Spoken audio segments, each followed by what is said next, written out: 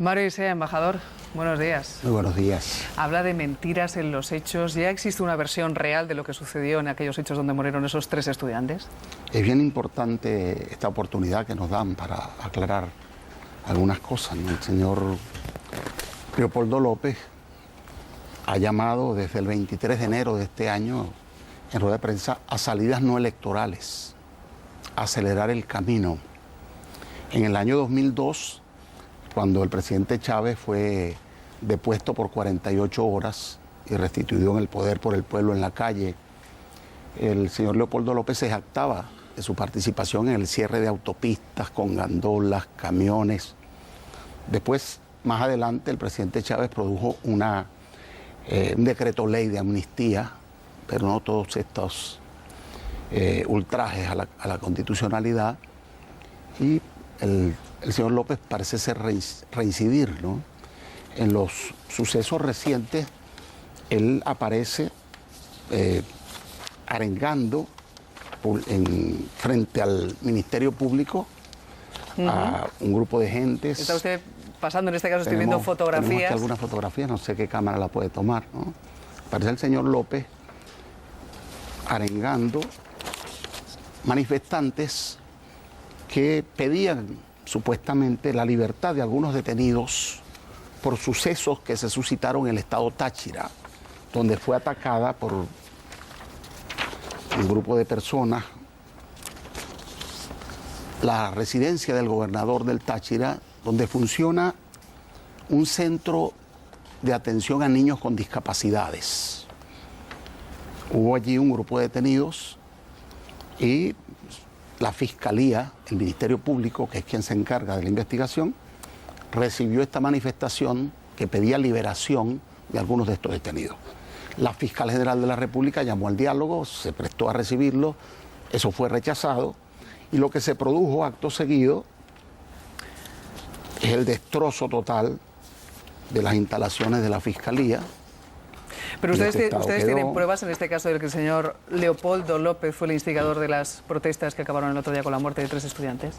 Se lo digo porque hay... Inmediatamente después de los sucesos, donde se puede ver preparado como cosa, como si fuera muy normal, bombas incendiarias, gasolina, etcétera, donde hay personas que saltan las barricadas policiales que estaban protegiendo la marcha.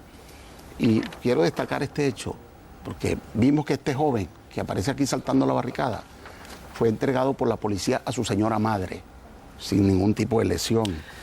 Luego de la retirada del señor Leopoldo López, incendian los vehículos del Cuerpo de Investigaciones Penales y Criminalísticas que está cruzando la plaza, van al Tribunal Supremo de Justicia y también causan destrozos, ¿no?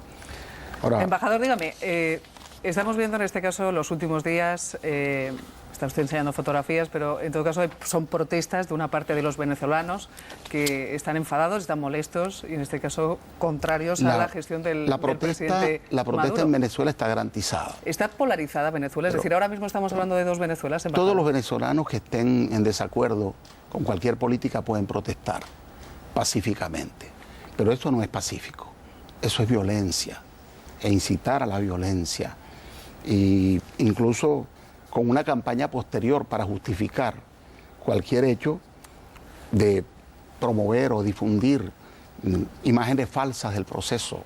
Aquí tenemos algunas de ellas. Muertos en Alepo, aparecen aquí como si fueran asesinados en Maracay, en Venezuela. Represión en Chile en 2012, pasa por Twitter como represión en Venezuela. Sucesos con la policía brasileña, pasa como si fuera represión en Venezuela. Bebés en caja en un hospital de Honduras, se pone aquí que es un hospital de Venezuela. Hasta una cadena humana realizada en Cataluña, aquí aparece como si fuera realizada en el estado Táchira, como protesta. Por Twitter se llama asesinar a los chavistas, se les insulta, se les dice cualquier cosa. Es decir, hay un proceso de incitación a la violencia muy dañino. Ahora, en Venezuela cualquiera puede protestar, hay un debido proceso.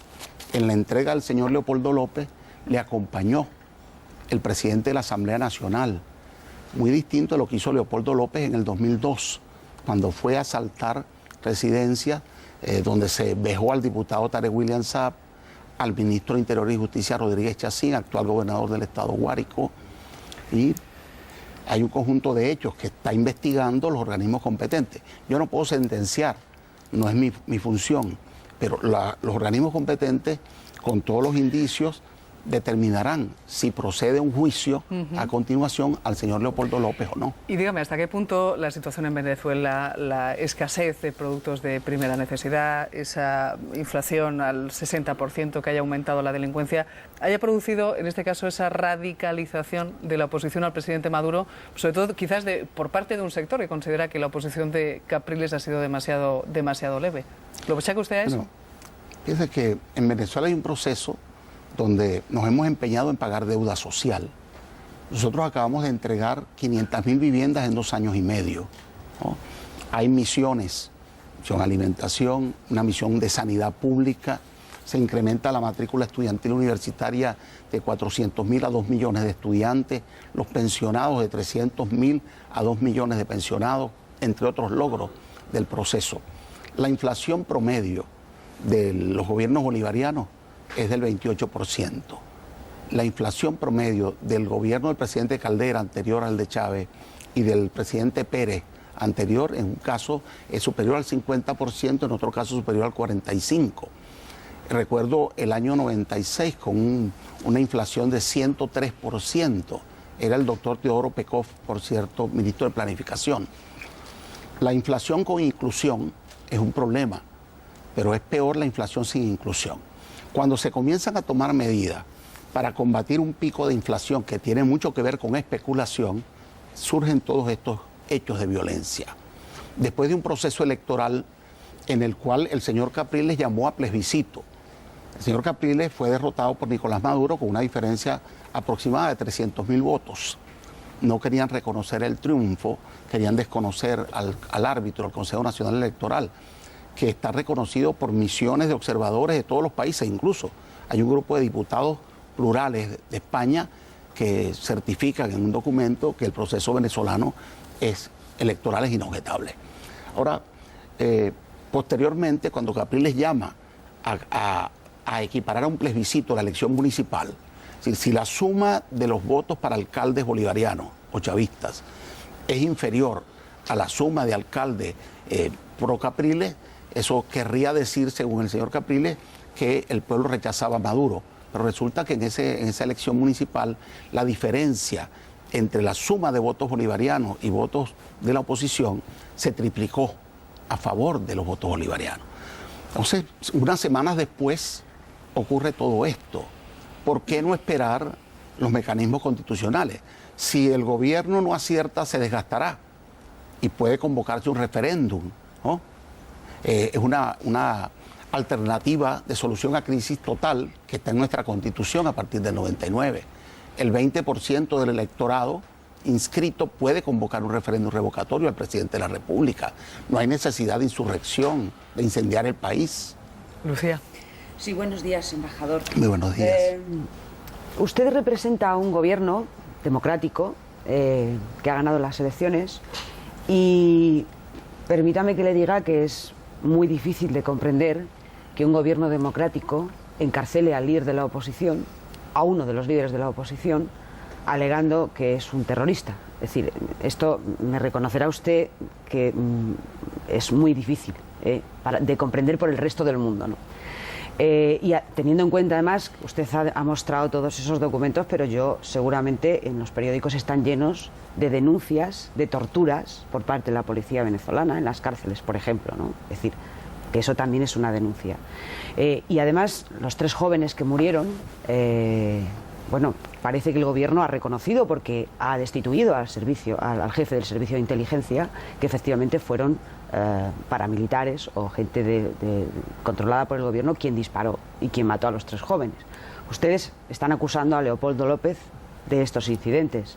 Me reconocerá que es muy difícil de creer que Leopoldo López causara la muerte de los 3 jóvenes cuando han destituido al jefe del servicio de inteligencia, ustedes mismos.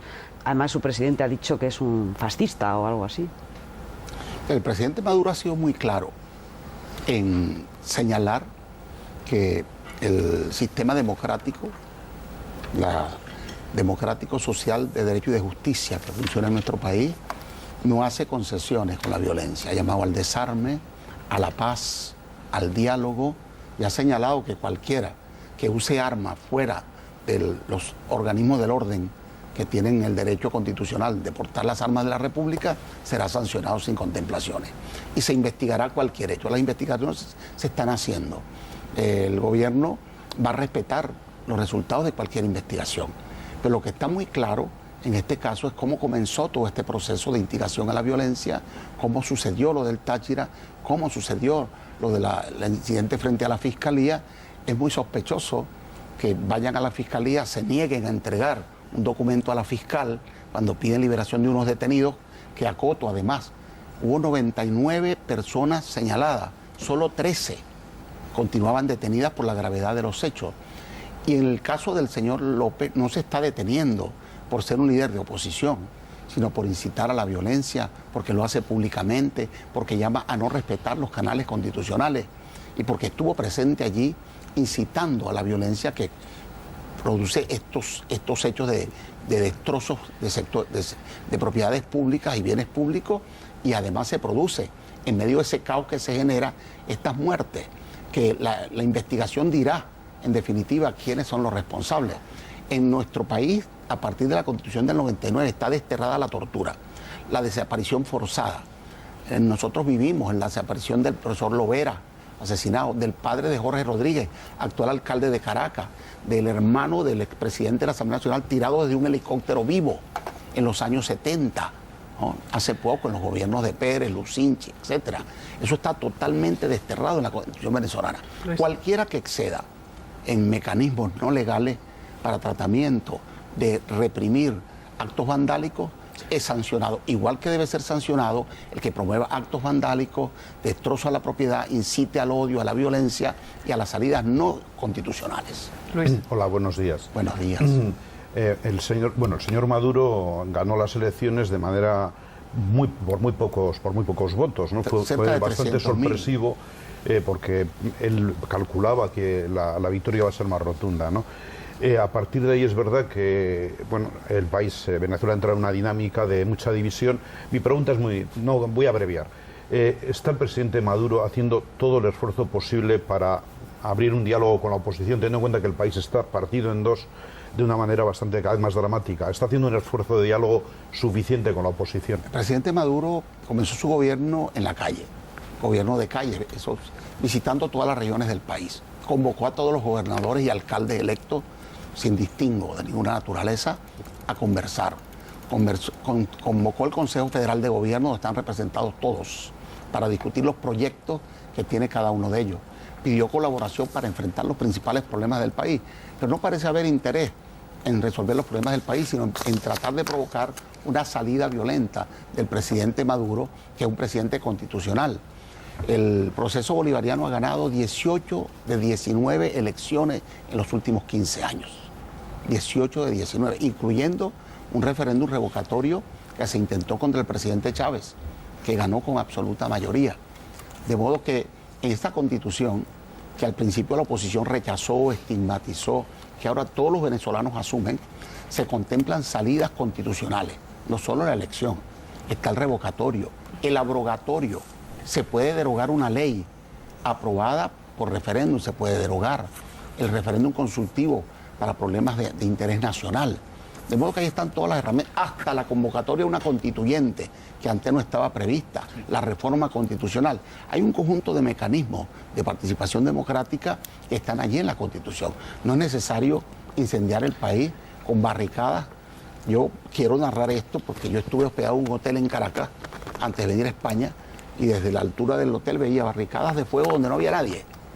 Motorizados iban de vez en cuando y las reincendiaban, ¿no? Para mantener la idea de una Venezuela en llamas. Venezuela no hay una crisis total, El país no está dividido entre quienes lo quieren incendiar y que no. La mayoría de los venezolanos quiere paz. Sí, señora embajadora, pero al margen de eso, lo cierto es que Venezuela es un país que necesita inversión extranjera. Usted mismo lo ha dicho, incluso le ha pedido a las empresas españolas que vayan allí.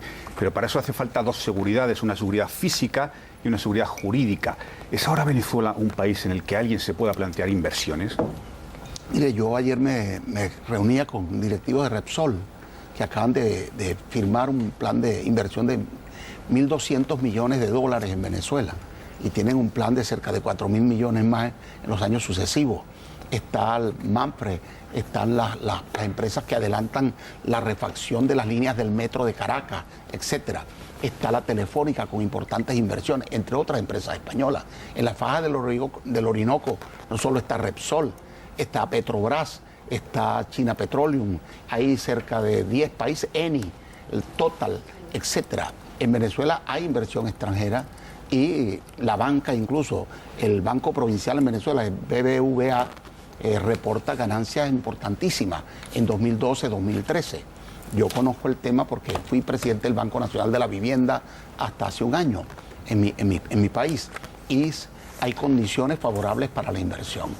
Lo que no hay es el deseo de que se especule, que se quiera ganancias excesivas. En la inflación del último año hay un ingrediente especulativo fuerte y se aprobó una ley de precios justos contra la que se reacciona, donde se plantean un límite de un 30% de ganancia razonable. Yo no sé si los límites de ganancia en otros países del mundo son otra cosa. Nosotros tenemos una economía fuerte que tiene que ajustarse y tiene que adecuarse a las nuevas exigencias de pagar deuda social y mantener los equilibrios macroeconómicos. En esa tarea estamos. Pero, por ejemplo, nuestra deuda pública, nuestra deuda externa es manejable, es un porcentaje muy bajo, 18% del Producto Interno Bruto, mientras que hay países que rebasan el 100% del PIB en su deuda. Si nosotros tenemos holgura para resolver nuestra situación, necesitamos diálogo y cooperación. Embajador, le agradecemos que haya estado esta mañana aquí con nosotros en los desayunos. Nos encantaría tener otro programa porque tenemos tantas cosas que contar que... A mí también me encantaría. Pues otra vez, cuando quiera. Aquí tiene... Yo soy un asiduo televidente de este programa. Pues que siga siéndolo. Muchísimas gracias, embajador. Hasta otra ocasión. Gracias a ustedes. Muy buen día.